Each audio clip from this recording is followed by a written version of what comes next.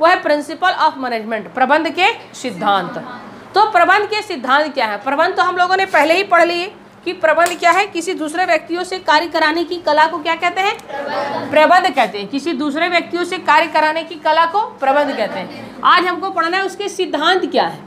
यदि कोई व्यक्ति कार्य को करा लेता है, काम को कैसे करा लेता है, उसकी कैसे कला है, कैसे उसको प्रयोग कर लेता है, कैसे उसको उपयोग कर लेता है और कैसे उसको लंबे समय तक यूज करके उसको सत्य की ओर यानी साबित कर देता है कि देखो भैया हमने ये काम को लगातार करते करते करवाते करवाते आज इसमें एक नए आयाम को हम लोगों ने जोड़ दिया।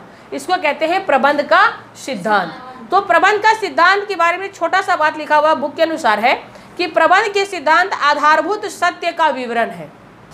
आधारभूत सत्य का क्या है? विवरण है। एक स्टेटमेंट है कि देखिए हम काम को करते करते आपको प्रमाणित कर देते हैं कि ये काम कितना और अच्छा से हो सकता है और यदि ऐसे करते तो और भी अच्छा किया जा सकता है।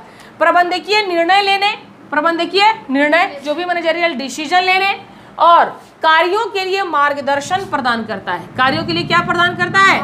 मार्गदर्शन प्रदान करता है। इसी को कहते हैं प्रबंध का सिद्धांत। जैसे हम लोग प्रबंध के सिद्धांत में कई विद्वान का नाम पढ़ेंगे, हेनरी फ्योल पढ़ेंगे, एफ.डब्ल्यू. टेलर पढ़ेंगे, ठीक है, मैरी पार्कर पढ़ेंगे। तो उनमें उन्होंने बताया कि कैसे अपने सिद्धांत को, काम को फॉलो करते करते करते वो अपने उद्देश्य को प्राप्त कर लिए, सत्यता को स्थापित कर दिए। अपना डिसीजन जो हम लिए और उस डिसीजन को अमल करके यानी लागू करके दिखा दिए कि ये देखिए ऐसा होता है। यदि आप सिद्धांत बना ले कि नहीं भैया हमको 4 घंटा पढ़ना है, हमको 8 घंटा पढ़ना है और 8 घंटा पढ़ते पढ़ते पढ़ते पढ़ते आप बहुत अच्छा ऑफिसर बन जाते हैं, आप बहुत अच्छा सीए बन जाते हैं, तो ये प्रमाणित कर दिए ना आप। सिद्धांत दिखा, देखो भैया 8 घंटा पढ़ोगे तो तुम भी सीए सीएस बन सकते हो।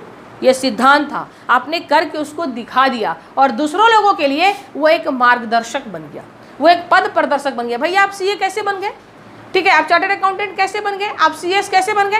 तो कुछ नहीं किए, हम लगातार पढ़ते रहे, 4 घंटा 6 घंटा 8 घंटा रिवीजन करते रहे, एक दिन हमको सफलता हासिल लग गया। तो वही चीज है, प्रबंध का सिद्धांत आधारभूत सत्य का विवरण है जो प्रबंधकीय निर्णय लेने और कार्यों के लिए मार्गदर्शन प्रदान करता है। हमको अब तुमको भी लगेगा अरे हाँ 4 घंटा पढ़ेंगे हम लोग यदि कंटिन्यू तो हम लोग भी सीए बन जाएंगे। हाँ बन जाएंगे, आप भी पढ़ के देखो, तो उससे आपको डिसीजन लेने में क्या होगा? सुविधा होगा।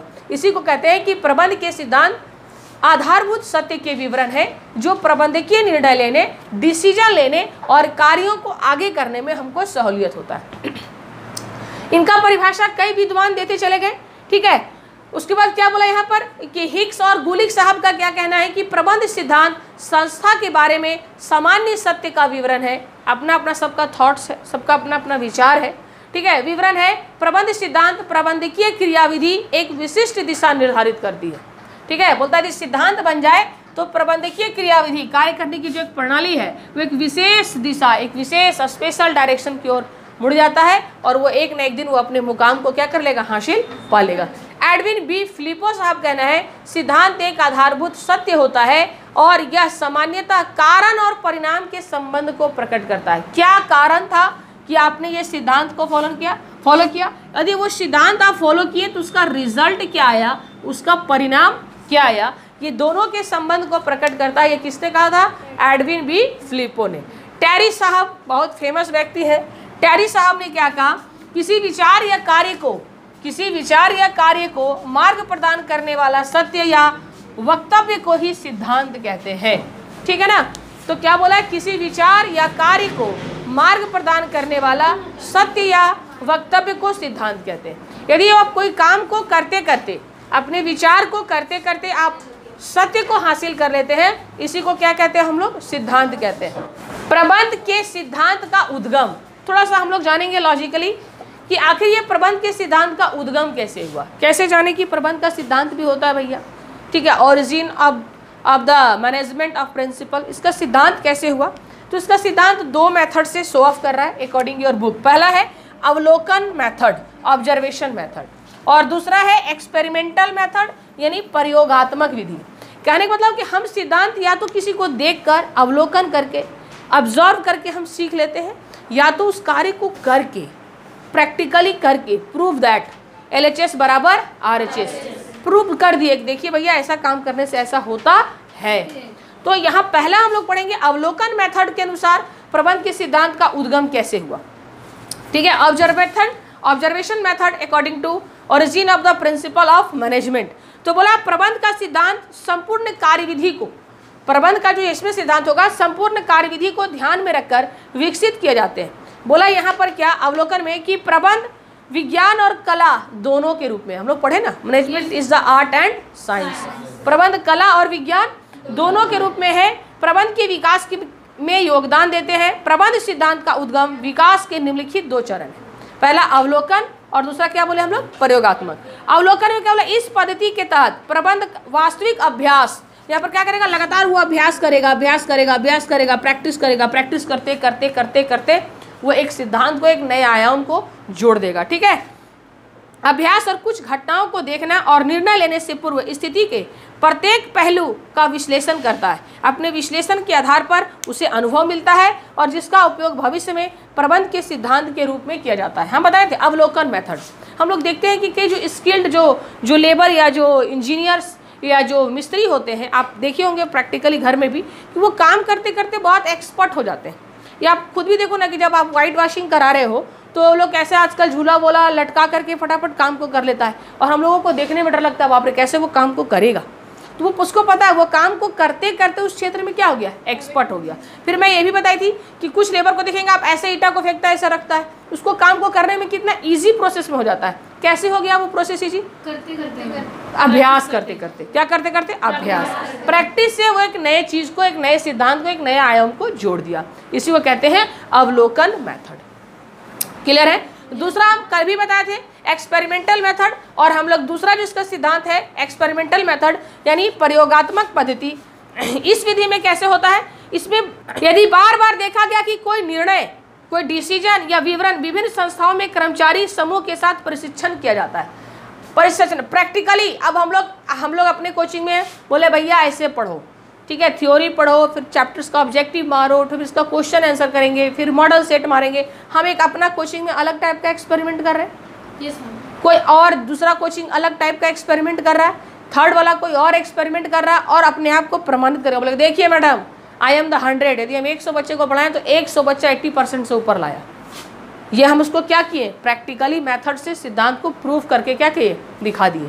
प्रैक्टिकली मैंने उसको करके दिखा देना, LHS बराबर RHS, प्रूफ दैट। इसको हम लोग एक कौन सा सिद्धांत हो जाएगा, तो एक्सपेरिमेंटल मेथड हो जाएगा। इसका ये दो, यही बोला कि प्रबंध के सिद्धांत का उद्गम 2 तरह से किया जा सकता है, किया जा सकता नहीं, होता है। पहला अवलोकन मेथड, ऑब्जर्वेशन मेथड, और सेकंड है प्रयोगात्मक पद्धति, एक्सपेरिमेंटल मेथड। क्लियर है। यहाँ करते करते, अभ्यास करते करते नए आयाम को जोड़ दिए, नए सिद्धांत को, और यहाँ लर्निंग बाय डूइंग, करके सीखना, करके सीखना, करके जब हम सीख लिए और वो काम हो गया परफेक्ट, तो उसको हम बता दिए देखो भैया ये प्रैक्टिकल है, ऐसे करोगे तो ऐसे होगा। ये 2 मेथड था हम लोगों का प्रबंध के सिद्धांत का उद्गम, जबकि बहुत बोरिंग टॉपिक है, इसको प्रयास किया जा रहा है पढ़ने का, पढ़ना तो पड़ेगा सबको। नेक्स्ट है प्रबंध के सिद्धांत की प्रकृति, लक्षण और विशेषता, natures, features, characteristics of the management principle. ये पहले भी हम लोगों ने पढ़ा। इसके सिद्धांत की प्रकृति क्या है, पहला क्या था, सार्वभौमिक उपयोगिता, यूनिवर्सल एप्लीकेशंस। दूसरा क्या था, सामान्य दिशा निर्देश, जनरल गाइडलाइंस। तीसरा क्या था, विकास मूलक, इवेल्युएशनरी, लोचपूर्ण, फ्लेक्सिबल, ठीक है, मानव व्यवहार, ह्यूमन बिहेवियर, कारण और परिणाम संबंध, cause and effect of relationship, आकस्मिक यानी कंटीजेंट। कल मैं इसके बारे में डील की थी। सार्वभौमिक उपयोगिता, जो भी प्रबंध का सिद्धांत है वो कोई भी उपयोग कर सकता है कहीं भी, चाहे वो ऑफिस हो, घर हो, मैनेजमेंट हो, हॉस्पिटल हो, इंडस्ट्री हो, गवर्नमेंट हो, कहीं भी। सामान्य दिशा निर्देश, जो सिद्धांत होता है, जनरल गाइडलाइंस, वो सभी के लिए होता है। विकास मूलक, यदि आप सिद्धांत को फॉलो करेंगे तो आपका संस्था हो, कर्मचारी हो, आप स्टूडेंट हो, आपका डेवलपमेंट निश्चित है। लोचपूर्ण यानी फ्लेक्सिबिलिटी, सिद्धांत में थोड़ा थोड़ा फ्लेक्सिबिलिटी भी होना चाहिए।